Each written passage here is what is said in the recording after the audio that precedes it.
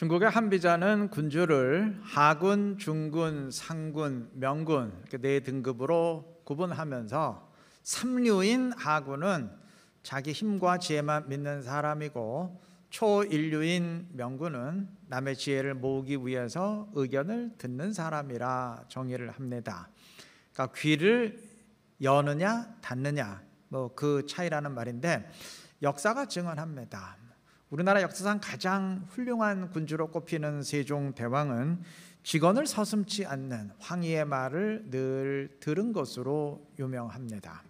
중국 역사상 가장 뛰어났던 군주로 꼽히는 사람은 당태종과 청의 강희제인데, 둘 중 하나를 꼽으라면 당태종이에요. 근데 그 역시 신하들의 간언에 늘 귀를 기울이면서 특히 위징이라는 신하의 아주 거침없는 쓴소리를 늘 경청했던 것으로 유명합니다.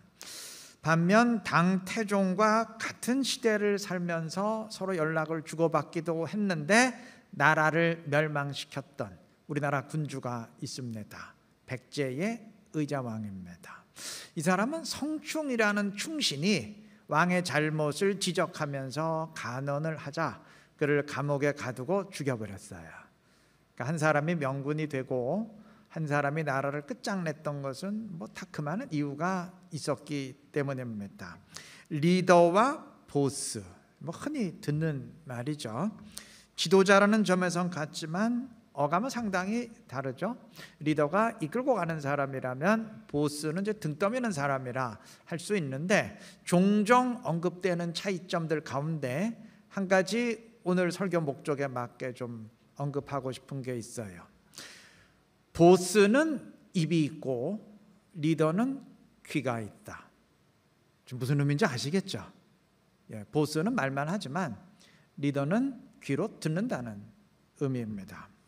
애굽의 바로왕은 10가지 재앙으로 나라가 초토화되고 자식까지 죽는 고통을 당했는데, 만약 그가 신하들의 말을 들었더라면 마지막 파국은 피할 수 있었어요.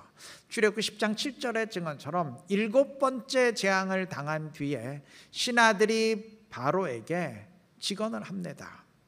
도대체 어느 때까지 이 고통 당해야 됩니까? 이제 그만 저 히브리 사람들 보내주십시다. 왕께서는 아직도 나라가 망한 줄을 모르십니까? 이거 왕에게 굉장히 하기 힘든 말이거든요. 이 나라 망했는데 지금 당신 그거 모르는 거예요? 거침없는 쓴소리예요. 만약 이때 바로가 신하들의 말을 들었더라면 그때까지 당한 것은 어쩔 수 없지만 그 뒤의 재앙은 막을 수 있었어요. 그런데 글쎄요, 자존심 때문인지 아니면 여태까지 당한 게 억울해서인지 바로는 신하들의 말을 무시했고 그 뒤의 결과는 우리가 다 아는 바와 같습니다. 정말 끝장을 냈죠, 나라를. 오늘 본문엔 다윗 왕이 등장했는데, 다윗도 크게 범죄한 적이 있었죠. 그가 밧세바 사건 일으키고 우리아까지 죽였을 때 나단 선지자가 그를 찾아가서 죄를 지적했습니다. 그리고 바로 이어서 선포합니다. 내 눈앞에서 내 아내를 빼앗아 이웃에게 줄 것이고 그 사람들이 내 아내들과 더불어 백주에 동침할 것이다. 이거 아주 끔찍한 저주의 선포죠. 자, 그런데 만약 이 말을 듣는 사람이 사울 왕이었으면 나단은 그 자리에서 죽었어요. 지금 왕 아닙니까, 왕? 아니, 네가 지금 왕 앞에서 겁도 없이 그런 저주를 퍼부어? 너 지금 살기 싫다는 얘기지. 그냥 단칼에 죽였을 거예요. 다윗은 달랐습니다. 다윗은 나단의 말을 듣고 자신의 잘못을 인정하며 회개합니다. 그는 들을 줄 아는 사람이었습니다.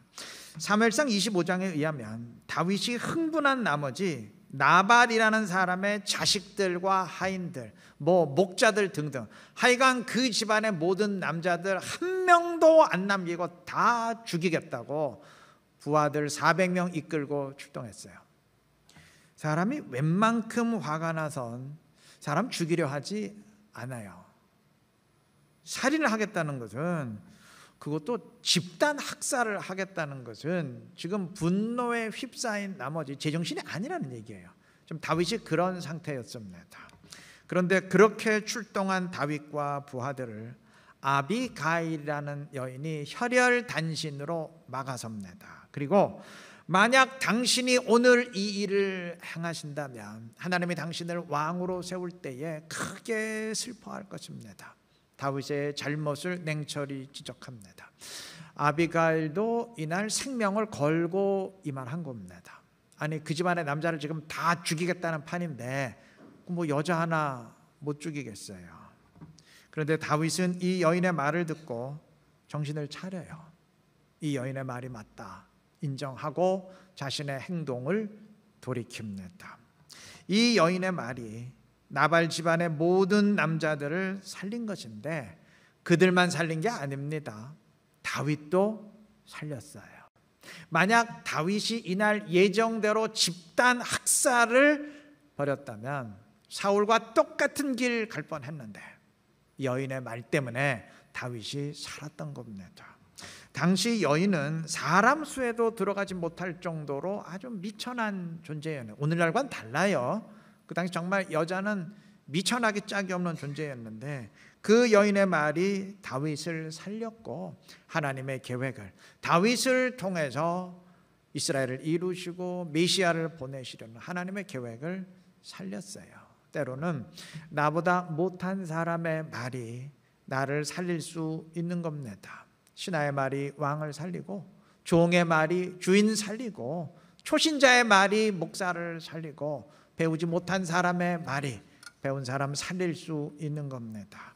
나보다 못한 사람의 말이라고 무조건 무시해서는 안 되는 이유입니다. 일단 귀는 열어야 하는 이유입니다. 자, 그러면 나보다 못한 사람의 말이라도 들을 수 있는 것이 지혜라면 그러면 세상에서 가장 뛰어나신 분 창조주 하나님의 말씀을 들을 때는 어떤 자세를 지녀야 되겠습니까? 사무엘의 고백, 주여 말씀하옵소서 내가 듣겠나이다. 이러한 자세가 필요하지 않겠습니까? 사람과의 관계에서도 자기 생각만 하지 말고 귀를 열고 들어야 한다면 주님과의 관계에서는 당연히 그래야 되지 않겠어요? 그런 사람이 복된 사람 아니겠습니까? 나는 지금 주님의 말씀을 듣고 있는지, 얼마나 주의 말씀을 사모하며 귀를 열고 있는지, 묵상하고 있는지, 혹시 내 주관대로만 판단하고 살아가고 있지는 않은지, 세상의 사고방식대로만 살아가고 있지 않은지 냉철히 점검해 보시기를 바랍니다. 사람의 말도 들으시되 전체적으로 들려지는 소리건 개인적인 충고와 조언 또는 격려의 소리건 들으시되 특히 주님의 말씀에 귀를 기울이시기를 바랍니다. 그래서 온전한 신앙의 길로 행하며 신실한 그리스도인의 삶을 살아갈 수 있는 지혜롭고 복된 우리 이루는 게 모든 성도님들 되시기를 바랍니다. 지금까지 다른 사람의 말도 들어야 하고 특히 주님의 말씀에 귀를 기울여야 된다 강조했는데 주의할 게 있어요. 여러분, 듣는다는 것은 그 말 속에 듣지 말아야 될 소리는 걸러내야 된다는 걸 전제합니다. 그렇죠? 우리가 건강하기 위해서는 항상 하는 소리가 두 가지죠.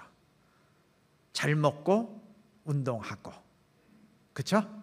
그런데 음식 잘 드세요. 그 말에는 먹지 말아야 될 건 들지 마세요. 불량한 식품, 안 좋은 건 좀 걸러내세요. 그 말이 전제되어 있잖아요. 마찬가지예요. 우리가 들어야 된다는 말에는 듣지 말아야 될 쓰레기들은 좀 걸러내세요. 그런 의미가 전제되어 있는 겁니다. 들어야 할 말이 있는가 하면 또 듣지 말아야 될 말도 있기 때문입니다. 물론 주님의 말씀의 경우는 그렇지 않아요. 성경 말씀 가운데 이 말씀은 듣지 말고 걸러내야 된다. 그런 말씀은 하나도 없어요. 다 들어야 됩니다. 그런데 아무리 주의 말씀이라도 무작정 듣는 게 아니에요. 분별해야 됩니다. 예를 들면 사단이 예수님을 시험할 때 말씀을 인용하면서 말씀대로 하라 시험했어요. 근데 그 상황에선 그 말씀대로 하면 안 되죠. 그러니까 아무리 주님의 말씀이라도 그 말씀을 지금 나의 상황에 적용하는 것이 과연 맞는지 분별해야 됩니다.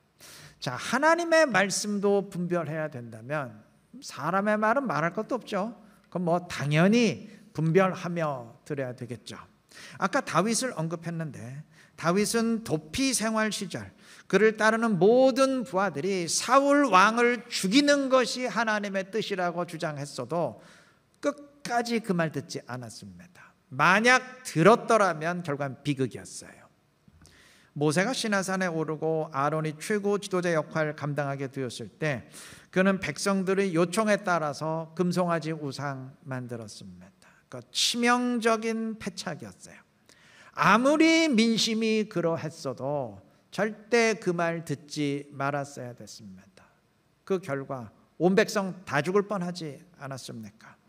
귀를 열어야 하지만 들을 말이 있고 듣지 말아야 할 말이 있습니다. 이를 분별하는 것이 지혜입니다. 오늘 본문에 따르면 암몬 왕 나하스가 죽고 그의 아들 하눈이 왕위에 올랐을 때 다윗은 조문단을 보냈습니다.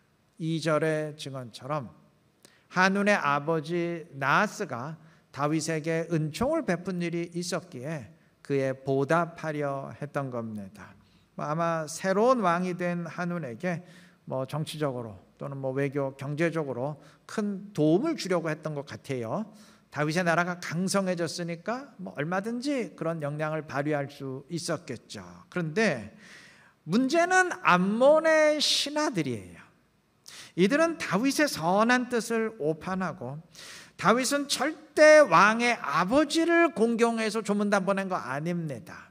지금 우리를 엿보고 우리를 침략하기 위해서 조문단으로 위장한 스파이들을 보낸 겁니다. 전혀 사실과 다른 말을 했습니다. 자, 이때 한우는 이들의 말을 분별했어야 돼요. 듣지 말았어야 됩니다.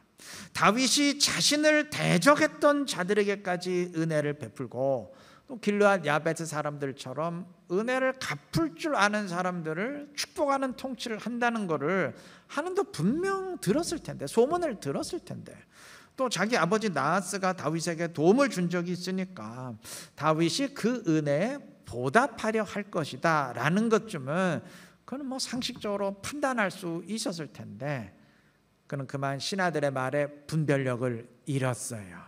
그는 조문단을 스파이로 확신하고 그들에게 모욕을 주며 처벌했습니다. 당시 관습으로 사신들에게 모욕을 준다는 것은 그건 전쟁하자는 얘기예요. 결국 그렇게 됐어요. 너무 길어서 다 읽지 못했지만 결론만 말하면 한우는 전쟁을 위해서 여러 나라에서 용병까지 사들였지만 다윗에게 대패하고 큰 피해를 입게 되었습니다. 재앙이 된 거죠. 여러분, 이건 듣지 말아야 될 말을 들었던 결과입니다. 그래서 분별력이 필요한 거예요. 예전에 우리나라의 어느 대통령이 하도 대통령이 머리가 없다는 얘기를 하니까 머리는 빌릴 수 있다 그렇게 주장을 했어요. 그때 어느 정치인이 머리를 빌리는 것도 머리가 있어야 된다 그렇게 응수했던 적이 있어요. 맞죠? 어떤 사람은 이런 정책을 주장하고 또 다른 사람은 그 정책은 안 된다 이런 정책 표현을 주장하고 또 다른 사람은 또 다른 얘기를 하는데 이게 누구의 말을 들어야 될지 가려내야 되지 않겠습니까? 다 들어요? 그럼 배가 어디로 가겠어요? 가까이 하면서 그의 말을 늘 들어야 될 사람과 멀리 해야 할 사람을 좀 가려내는 분별력이 있어야 되지 않겠어요?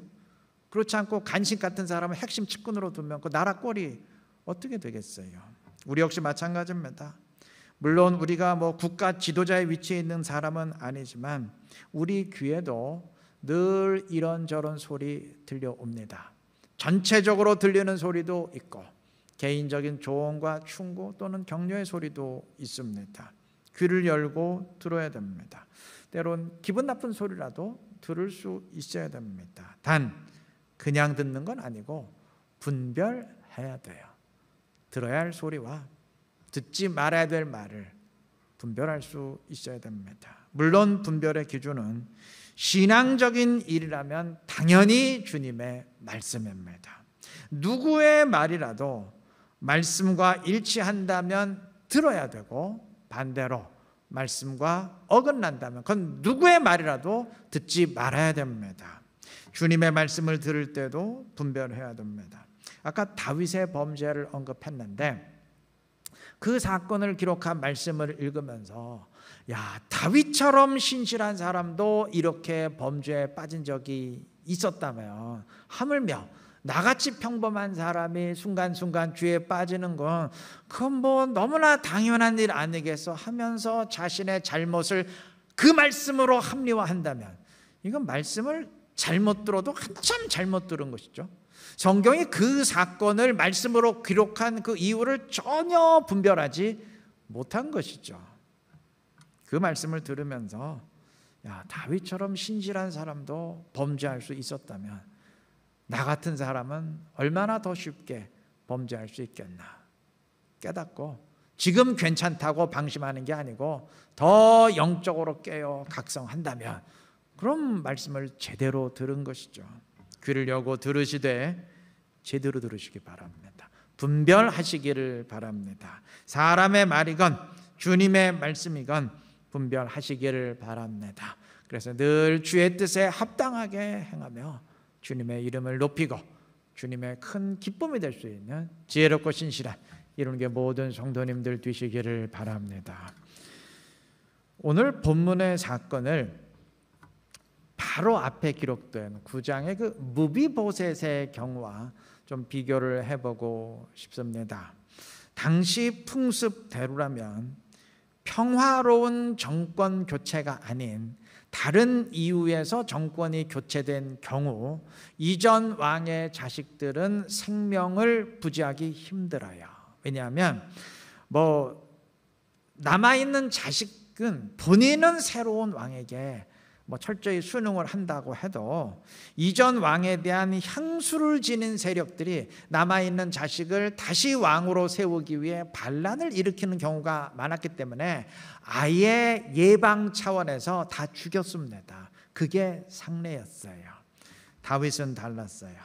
그는 사울의 집안에서 요나단의 아들 무비보셋이 살아남았다는 사실을 알고 그에게 사울 집안의 땅도 다 주었을 뿐만 아니라 평생토록 다윗과 같은 식탁에서 먹을 수 있도록 배려했습니다. 은혜죠. 은혜를 베푼 것이죠. 다른 왕들 같았으면 무비보셋은 꼼짝없이 죽을 운명인데 이게 생명만 살려준 게 아니고 그 재산 다 주고 평생 왕과 똑같은 대우를 했으니 어마어마한 은혜를 베푼 것이죠. 예, 맞아요. 다윗은 은혜를 베푸는 통치를 했습니다. 한운에게 조문단 보냈던 것도 그러한 차원이었어요. 은총을 베풀기 위해 조문단 보냈다고 2절이 분명히 증언하지 않았습니까? 자, 그런데 은혜를 베푼 건 똑같은데 은혜에 대한 무비보셋과 한운 왕의 태도는 정반대였어요. 무비보셋이 은혜를 은혜로 알고 감사했다면 한운은 전혀 은혜를 받아들이질 못했죠. 되레 대적했죠. 그 결과 무비보셋에겐 은혜가 복이 된 반면 한운에게는 되레 재앙이 되었습니다. 우리 역시 마찬가지예요. 우리 모두는 은혜를 받았다는 점에선 일치합니다. 그런데 어떤 사람에겐 은혜가 복이 되는 반면 또 어떤 사람에겐 도리어 원망과 불평의 조건이 됩니다. 이게 은혜를 받아들이는 자세가 다르기 때문입니다. 마태복음 25장에서 한 달란트 받은 사람이 그러해요. 이 사람은 은혜를 은혜로 알지를 못했어요. 25장에 의하면 이 사람이 받은 것은 금 한 달란트입니다. 근데 금 한 달란트는 금 34kg입니다. 여러분 이게 얼마나 어마어마한 것인지 모르죠. 금 한 돈이 제가 조회해 보니까 금 3.75g이에요. 1kg는 1000kg입니다. 그럼 34kg면 금 9,000돈이 넘어요. 지금 금 한 돈이 28만 몇천 원이더라고요. 금 34kg면 현재 시가로 25억이 훨씬 넘는 액수입니다. 이건 산술적으로 그렇다는 말이고, 그 당시에 종은 이 정도의 액수는 상상도 못했고 볼 수도 없었던 그런 액수였어요. 근데 그러한 어마어마한 것이 지금 이 종에게 주어진 겁니다. 그런데도 이 종의 반응이 어떠했나요? 마태복음 25장 24절. 당신은 굳은 사람이라 심지 않은 데서 거두고 해치지 않은 데서 모으는 줄을 내가 알았으므로. 이 사람은 주인을 무지막지한 사람으로 알았어요. 심지도 않고 거두려는 사람, 즉 뭐 주는 것도 없이 그냥 내놓으라는 그런 해도 너무한 막무 무지막지한 사람으로 알았습니다. 이 비유를 들으면서 아니 그 정도로 엄청난 것을 받았는데 그 어떻게 감사하지 못하고 그런 반응을 보일 수 있느냐? 그거는 이제 비유니까 만들어내는 얘기니까 그렇다는 얘기고, 현실에서는 정신병자가 아닌 한 그런 사람은 있을 수 없다 하실 수 있지만 아니요. 이런 일은 늘 벌어졌고 오늘날도 마찬가지입니다. 가나안 땅 앞에서 정탐꾼들의 보고를 받은 이스라엘의 반응이 어떠했습니까? 이스라엘은 아니 우리 보고 저들과 싸우라고? 이거 뭐 우리 보고 다 죽으라는 얘기 아니야. 부르짖으며 원망했어요. 은혜였잖아요. 그 땅을 전부 주시려는 하나님의 은혜였잖아요. 그냥 들어가기만 하면 이미 하나님이 다 교통정리하셨잖아요. 그런데도 무지막지한 하나님, 해도 너무한 하나님으로 원망했습니다. 이들은 늘 그랬어요. 홍해 앞에서도 그랬고 마라에서도 그랬고 줄곧 그랬습니다. 오늘날은 어떤가요? 주님은 먼저 그의 나라와 그의 의를 구하라 명령하십니다. 아무리 힘들어도 주님을 섬기고 주님의 것은 주님께 돌리라 명하십니다. 아무리 바빠도 주님과의 시간을 먼저 만들라 명하십니다. 어떻게 반응하십니까? 야, 솔직히 너무하다. 아니 내가 예수 믿고 내가 뭐 부자가 됐어, 승진을 했어, 아무것도 없잖아. 그런데 전심으로 주님을 섬기라고만 하는데 좀 너무한 거 아니야? 노골적으로 말은 안 하지만 이러한 생각이 찾아올 수 있어요. 은혜를 지금 깨닫지 못하고 있기 때문입니다. 한 달란트 받은 종의 이야기는 결코 남의 얘기가 아닙니다. 우리 모두는 영원한 운명이 해결된 사람들입니다. 하나님의 나라를 약속받고 보증받은 사람들입니다. 그 나라 네가 차지해라 받은 사람들이에요. 전심으로 주를 섬기고 신앙의 길을 걸으라는 말은 그 나라 들어가라는 얘기예요. 이제 그러나 그 나라 들어갈 준비하라는 얘기입니다. 여러분, 모든 일에는 과정이 있어요. 그렇지 않습니까? 구원의 과정은 부단히 구원을 향해 달려가다가 마지막 구원의 완성을 받는 것입니다. 그게 정해진 과정이에요. 그렇게 하라는 얘기예요. 전심으로 주를 섬기라, 그렇게 하라는 얘기입니다. 그 나라 차지하라는 얘기입니다. 마태복음 13장에 기록된 그 밭에 감추인 보화의 비유 아시죠? 그러니까 천국을 땅 속에 묻혀 있는 이제 황금의 보물에 비유한 것인데, 이 비유를 뭐 이렇게 한번 각색을 해보십시다. 이제 주인이 종에게 지도를 상세히 그려주면서 이곳으로 가서, 요 지점에서, 그러니까 산 넘고 물 건너 여기로 가서 여기 땅을 파헤치면 황금이 있다. 그거 다 네가 차지해라. 너에게 준다. 그럼 이 종의 심정이 어떨 것 같아요? 원망할 것 같아요? 은혜죠, 은혜. 어마어마한 은혜죠. 근데 문제는 이 종이 황금이 뭔지를 잘 몰라. 황금의 가치를 잘 몰라요. 좋다는 얘기는 들었는데 실감하지를 못해. 그냥 뭐 돌덩이나 같은 거 아니야? 이러면 원망이 나올 수밖에 없죠. 이 종이 이제 산 넘고 물 건너 가면서 아니 남들은 다 편히 쉬고 있는데 왜 나만 힘들게 이거 산 넘고 물 건너 가서 또 뭐 땅을 파헤치고 내가 왜 이 고생을 해야 되나 불평한다면 이 사람 지금 은혜를 모르는 거죠. 지금 자기에게 어떤 은혜가 주어졌는지 얼마나 엄청난 것이 주어졌는지 상황 파악 자체를 못하는 것이죠. 우리가 얼마든지 이럴 수 있습니다. 아니 왜 남들은 안 하는 일을 예수 믿는 사람들은 해야 되나? 아니 죽자 살자 살아도 살기 힘든데 뭐 주님의 영광을 위해 살아야 된다고 그러고 먹고 살기도 힘든데 뭐 주님의 것은 주님께 돌려야 된다고 그러고 얼마나 바쁜데 주님을 위한 시간은 내야 된다고 그러고 왜 남들은 안 하는 일은 예수 믿는 사람들은 해야 되나? 말은 안 해도 이런 불만이 있을 수 있어요. 그래도 불만이라도 하는 사람은 다행이에요. 불만 안 해요. 어떻게 하느냐? 그냥 자기 삶에서 난 그렇게 안 해. 빼버립니다. 은혜를 모르기 때문에. 지금 나에게 무엇이 주어졌는지 은혜를 모르기 때문에. 산 넘고 물 건너 가야죠. 힘들지요. 근데 황금 찾으란 얘기거든. 너 그거 가지란 얘기거든요. 그건 불평할 일이 아니에요. 감사할 일이죠. 감사할 일. 여러분, 우리 모두는 은혜를 받은 사람입니다. 은혜를 깨달으면 다 해결돼요. 이 종의 문제는 딱 하나예요. 이거 해결 방법 딱 하나예요. 황금이 뭔지 그 가치 깨달으면 돼요.